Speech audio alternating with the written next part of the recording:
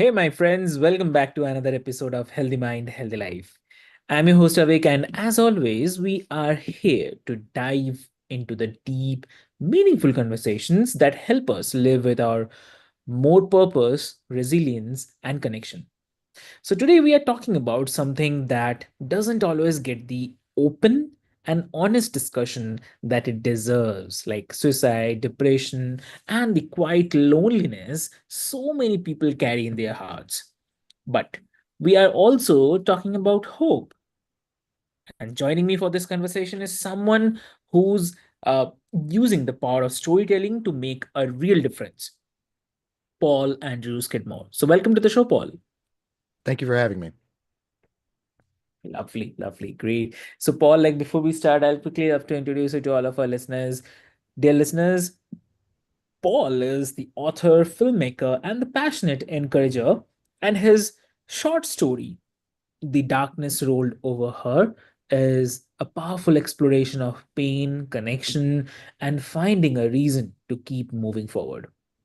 The story follows Gwyn, a woman on the brink of ending her life, who goes on a fly fishing retreat for what she thinks will be her last trip, only to have her perspective challenged in an unexpected encounter. So not only has Paul written this impactful story, but he's also produced and directed its upcoming film adaptation set for release in the early, in 2025, coming soon, right? Correct. Yes. Yeah, yeah. So dear listeners, his mission is to encourage people, to encourage others, because sometimes the way out of darkness is to be a light for someone else. Yeah. So we are going to talk about the story, the film, the rise of loneliness and the despair, and most importantly, how we can all play a role in helping each other keep going. So, if you have ever felt like you are struggling alone or you have wondered how to support someone who is, then this is the episode for you. So, let's dive in. Welcome to the show again. Thank you. I'm excited to talk about the story with your listeners. Lovely, lovely. So, Paul, if you can take us back to the moment when you first felt the pull to write The Darkness Rolled Over Her. What inspired the story? Absolutely. Well, my father is a fly fisherman, and the book takes place. There's this fly fishing retreat that Gwen goes on, and my dad had partnered with a group for just a day. My dad's been a fly fisherman for a long time, but he did this event for a day where they helped some. There was a group that came up. It was I guess veterans with PTSD, wounded veterans, things like that, and they go on these fly fishing retreats. It's a very calming thing, sort of the white noise of the water and being outside and the sunshine, the fresh air, and it's very powerful for sort of reducing those cortisol levels and all that kind of stuff that makes you very anxious and sort of keeps that PTSD, constantly going. And I had never really heard of anything like that. Dad hadn't either. He just helped that one day, and I just thought it was kind of an interesting thing. At the time, I'd already published my first short story, which is called Kindling. And at the time, it didn't seem economically feasible to do a paperback version of just a 36-page short story. So I was looking for other stories to write about, so that I could do like an anthology and just release a bunch of short stories in one book. And so I was thinking about this fly fishing thing, and I thought, well, this could make maybe an interesting story. Two strangers paired up fly fishing, and I remember my dad teaching me fly fishing as a kid, and I never did it much, but I did it a couple times with him. And the number one thing that I remember is the other kind of fishing that we would do. We just sort of sit on the shore and put the bait out in the water and wait.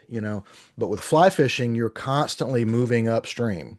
You're constantly walking up the river and you're casting. And after a few seconds, if something doesn't bite, then you move on. You might not spend more than 2 minutes in any one place. And my dad, even at he's in his late 70s now, but he'll still go fly fishing and he'll still walk a couple of miles through the water and rocks and everything upriver, because that's what you do.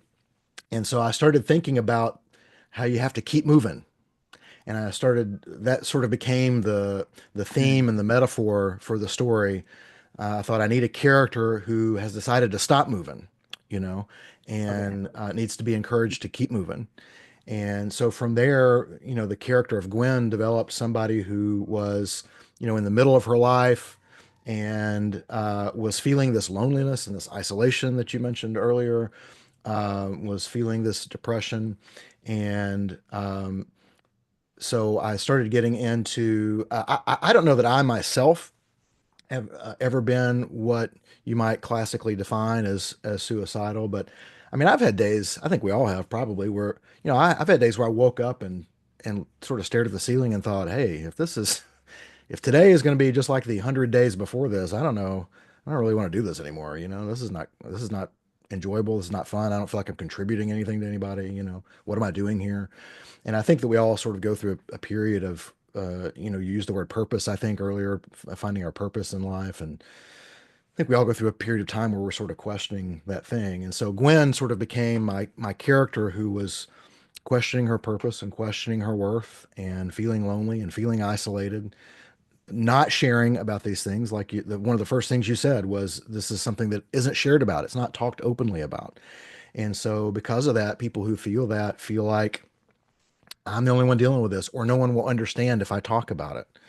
And so they keep it inside, which just increases the isolation, and it just sort of snowballs in darkness. And so that's where the title sort of comes from. That the darkness would just roll over her constantly because she felt alone and isolated. And so the story began developing, and when the notion that she would want to take her own life came into it, Yeah. I have people in my life that have lost family members to suicide, who Mm. friends who have attempted and lived. Thank God they're still with us. I have um, friends that have counseled people as Oh, professional counselors through times like that. And so I reached out to them with an early draft, and I said, "Hey, I'm talking about this topic, and I'm using my own experience just with depression and loneliness, or feelings of purpose and worth and that sort of thing. But I do know that what I was trying to do is kind of turn the volume up on my own feelings a little bit. But whenever you turn the volume up on something, there's a distortion that happens that isn't there, in just the normal sound. And uh, so I sent it to them to say, what is that? What am I missing? What is that distortion that maybe I don't know? And they gave me some wonderful feedback and things to think about, and help make Gwen's inner thoughts in the book much more realistic, and also help me shape how the other characters in the book interact with her, because I wanted the book to provide the reader with healthy responses to somebody who's living in that space. I wanted them to see modeled some healthy and encouraging things that they can do if they find themselves, on the other side of that with someone. And so they gave me some great feedback, which I incorporated into the book, and I was very appreciative for that. And by the time I was done, I had a short story that I felt um, someone who was in that dark place could read this story and say, hey, somebody understands this. I'm not the only one dealing with this. And then they can take the book, to a friend or family member and say, would you read this? Because this is kind of how I feel and I'd like to talk about it. Or maybe it's for people who have a friend or family member that they can see is in some kind of darkness or trouble and don't really know what to do. Maybe they can read the book and sort of understand what they're going through. And also, like I said, see healthy responses modeled, in the book. And so after I'd finished the book, I was discussing it with somebody back home. They're a family friend. My mom and her mom were good friends. So I've known this person, but we're not good friends or anything. We're just sort of acquaintances. And so we crossed each other in the hallway and started talking about the book. She had read the book. And as we're talking about the book, she begins talking about really some very personal things from her life, about things that she's felt and things that she's dealt with, things that strangers or acquaintances don't normally discuss with each other. And I found myself reciprocating and doing the same. And I very quickly realized that most people are dealing with stuff like this, but they're afraid to talk about it because they're not sure how it will be received. And she felt comfortable talking to me about it because she had read the book and knew that I knew what she was going through, that I knew what she was dealing with. She knew that I could at least understand it and that I would receive it safely.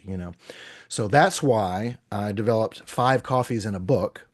And Five Coffees in a Book is like a little mini book club sort of Yeah. based around the book, that will allow you to read the book with a friend or two and talk about it.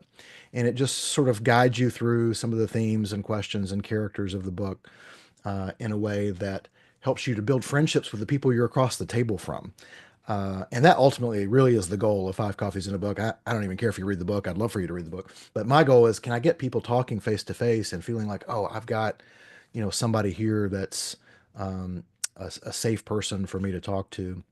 And one of the first groups that I encouraged to do this to sort of try it out, so I could see if there was anything I needed to change about it. By week 2 or 3, they were all saying to each other, "Can we, even after this 5 weeks is over, can we keep doing this? Because these are relationships and friendships that I didn't know I was missing in my life. I didn't even know I was missing them. I didn't know you could have relationships like this."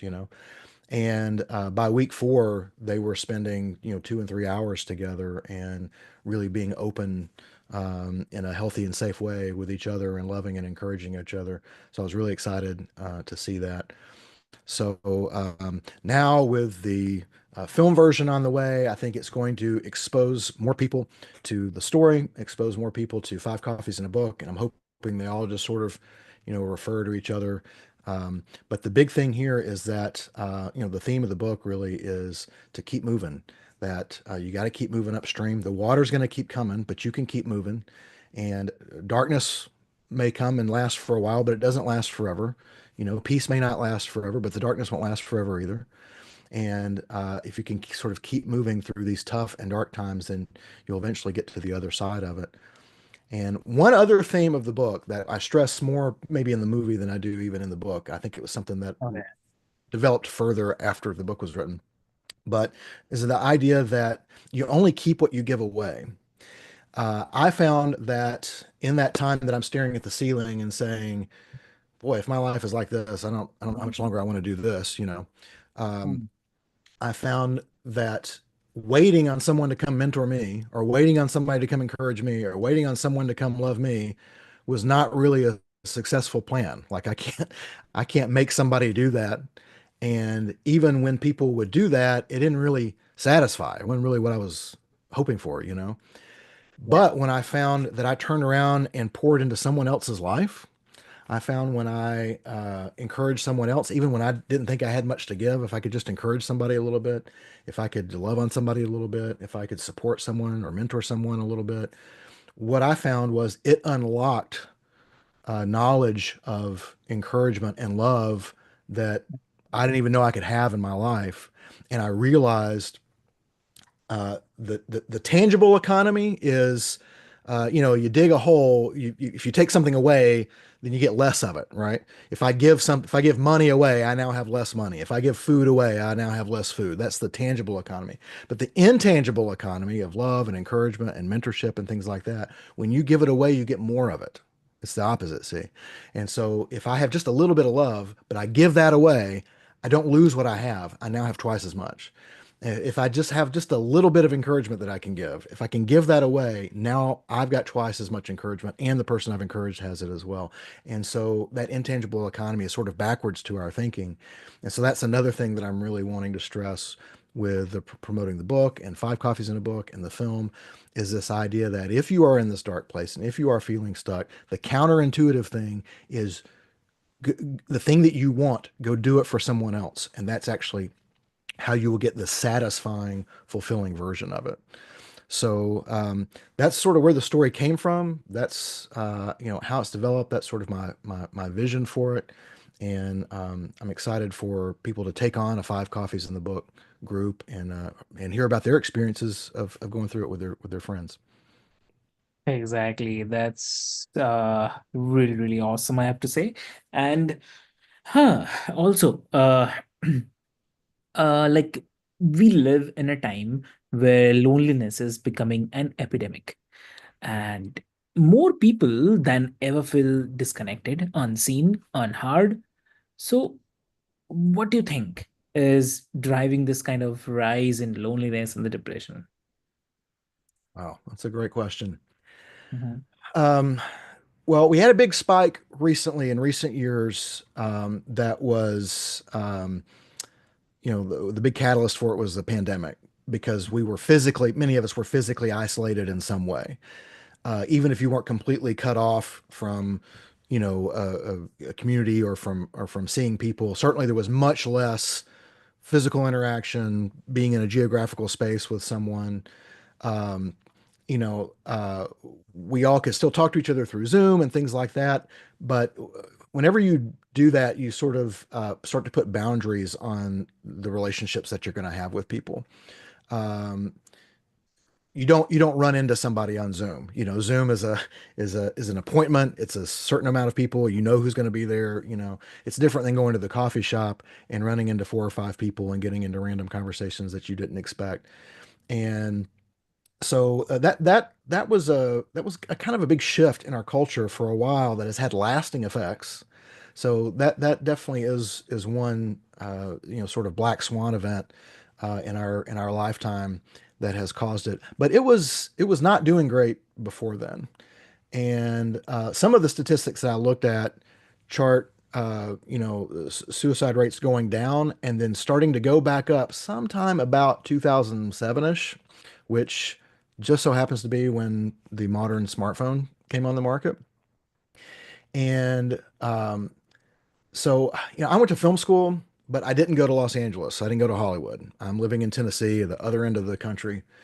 And so I have a lot of friends that are in another place. So it's very tempting for me to get into my phone or get into my laptop to communicate with my friends that I have a lot in common with creatively, rather than engaging with the people that are right around me, my neighbors, that sort of thing. When I was a kid, I knew all my neighbors. I knew all the kids in my neighborhood. We played together. We went to school together. I live in a neighborhood now. I know the people that live next door to me very closely. I know I've met the people who live on the other side of me. I know very few other people in my neighborhood. I think that's a common experience with Americans. We don't really know the people in our neighborhood anymore. And technology has connected us in some really amazing ways, but it has done it in sort of these tunnels. And it's hard for us to sort of free ourselves and get out of that. Maybe you've seen the meme that shows the old school, rotary telephone that says when the phone was tied to the wall, we were free. And I think with social media and technology, there's many good things that it brings. And I'm not saying we should. I'm not a Luddite by any means. I'm quite the opposite. But I do think we need to understand how it affects our relationships with actual human beings, because my personal value system says actual human beings is really the only thing, the primary thing that matters. All the other stuff is sort of in support of actual human beings living here. The technology should support our relationships with each other, our families, our cultures, our communities, that sort of thing. So I think a big rise in isolation in particular has just been sort of this siloing that has happened through social media and technology, because most people are not really aware that it has happened, because physically and visibly their life doesn't look any different. They're going to some of the same places. They're still involved with community groups or a religious group, or they're still going to shops and stores or whatever, but they're just maybe not as aware of other people when they're doing those things, because they've got their very small group of people that they want to be in touch with, through their device or something like that.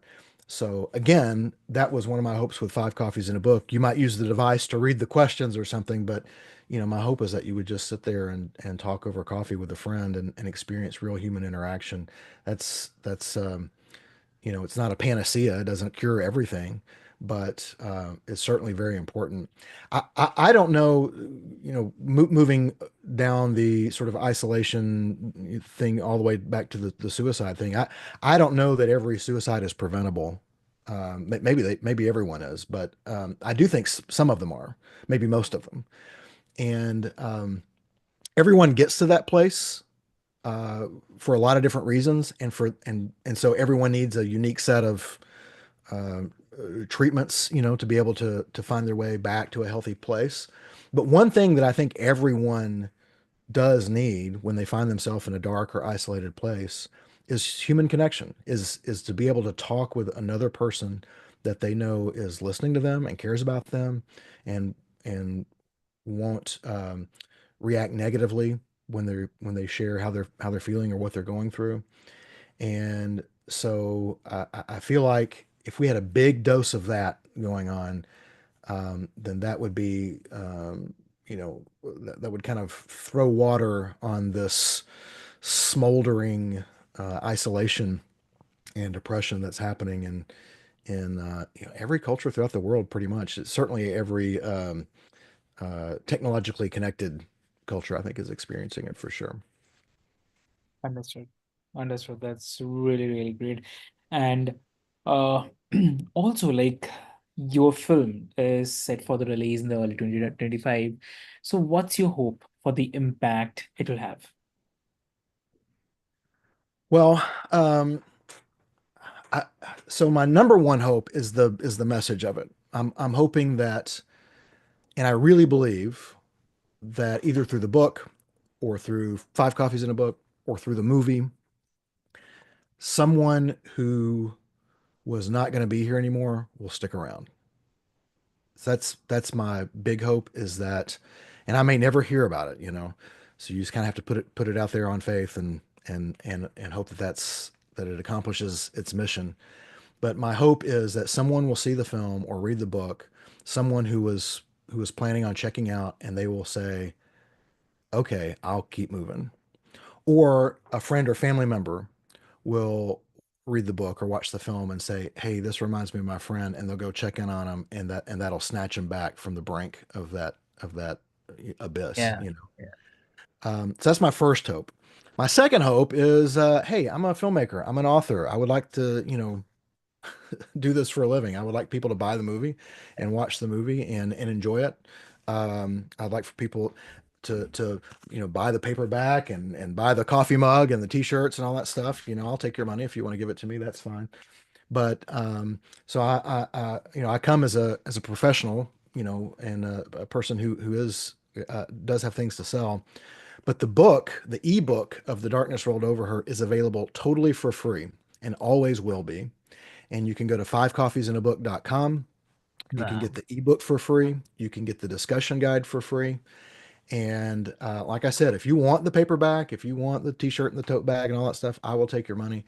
But I really wanted the story to be available to people at no cost. I didn't want there to be any barrier for someone who, even a teenager or a high schooler that may not have a credit card. I didn't want there to be any barrier to them getting something that might help them, that might, like I said, snatch them back from that brink. My goal for the free ebook, I would love to give away 100,000 copies of the ebook. I would be ecstatic, if that were the case. And given a lot away. We're very far away from 100,000 still, but I would love to see that. Not because I want my name out there or whatever, but I genuinely think that this is a tool that will help people have these conversations with each other. And I think it will help people in their friendships and relationships with each other and get us back to valuing that one thing that technology just really can't replicate, which is deep human connection. Wow. That's really, really awesome. Yeah. And that's, I mean, I have to say thank you so much for this incredible conversation. And your book, your film, and your mission to encourage people, to encourage others is so needed in today's world. And I know, like, so many listeners are walking away from this feeling more seen, more helpful, and more inspired to reach out and lift someone else up. So, for those who are listening, you can read The Darkness Roll Over Her for free today at fivecoffeesandabook.com. That's correct, right, Paul? Fivecoffeesinabook.com. That's correct. Yeah, perfect, perfect. And dear listeners, when where you'll also find a discussion guide to spark deep, meaningful conversations as well.